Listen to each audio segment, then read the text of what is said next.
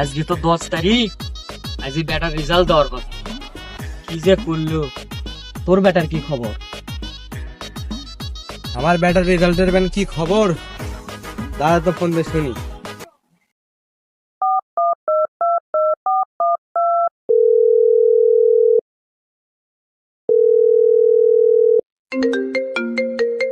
কি রে আব্বা আমার ফোন দিছে, দেখি তো কি কয়। হ্যালো বেটা, তোর রেজাল্টের কি খবর? তো আব্বা, আমি তো পরীক্ষা পাস করছি, এ প্লাস পাইছি। বন্ধু, আমার বেটা তো পাস করছে রে, তোর বেটার কি খবর? আরে বন্ধু, কি কম, আমার বেটা তো এখনো আসেনি, ওকে দেখিচ্ছি না, আসুক শুনি।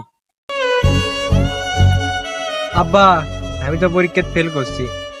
কি, তুই ফেল করছু?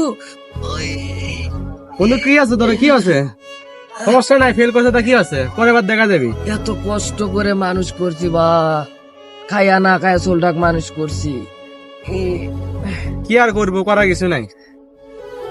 বেটা এদিকে আয়, টেনশন করিস না, পরে বার হবে। তোর জন্য একটা গাড়ি কিনে তুইছি, আয় গাড়িটা নে। সত্যি আব্বা, আপনি আমার জন্য একটা গাড়ি কিনে থুছেন, ফেল করছি তাও।